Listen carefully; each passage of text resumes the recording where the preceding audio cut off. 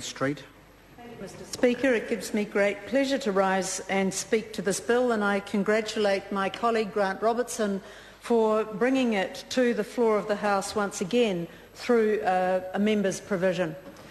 Mr Speaker, this small bill really requires something that is very simple, and I would ask government members opposite to consider again the position that has just been outlined by the member who's taken his seat.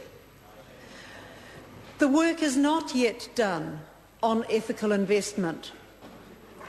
The work is not yet done on socially responsible investment. We would have a much safer planet if it were. So the member who's just resumed his seat is quite wrong in every respect.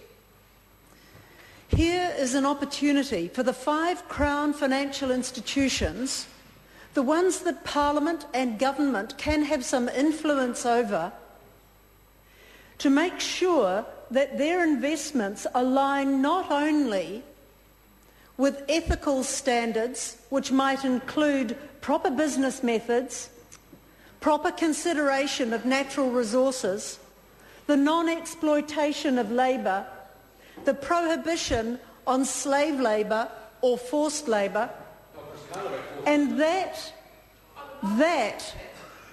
is the stuff that this bill attends to. I'm a little surprised, I have to say, in one of the media releases to see that the co-leader of the Green Party, Dr Russell Norman, being somewhat surprised that this bill has come out of the Labour Party. That demonstrates how little time the man has spent in this Parliament. This bill was in the ballot in the last Parliament term. This is a significant change. This isn't just business as usual. And I want to draw to the attention of the members opposite that, in fact, 2 years ago or 3 years ago, when I last looked at these figures, $1 in 8 of US investments was being invested in ethical investments or socially responsible investments.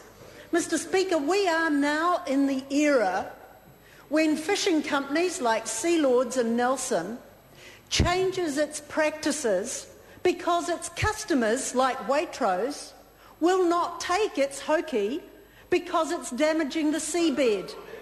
Now we are in that era, Mr Speaker. Customers are saying we will not buy products which we consider to be purchased, manufactured, garnered, sold at the expense of the planet.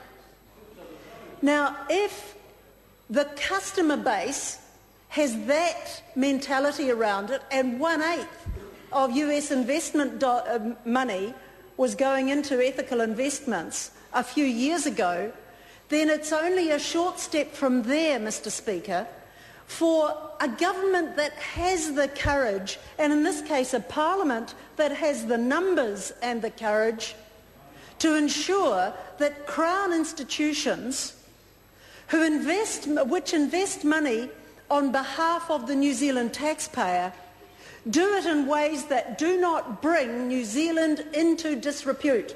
Do it in ways that do not make us an irresponsible international citizen. That do it in ways only that uphold ethics. And that, Mr Speaker, I have another... 1 minute. Thank you. And that, Mr Speaker, is what ethical investment is about. It is about making sure that everything we do, everything that this Parliament and government in particular has jurisdiction over, is done in a way that is consistent with other government policy. How can we invest in tobacco companies at the same time as we're having a no-smoking policy or an anti-smoking campaign? We cannot be inconsistent in that way. And the same thing applies, Mr Speaker, to cluster munitions. In case the members opposite didn't know, at the Foreign Affairs and Defence Select Committee, we have just passed a cluster munitions treaty that those members opposite supported prohibiting investment by Crown financial institutions in Sorry to customary interrupt the honourable emissions. member. Her time has expired.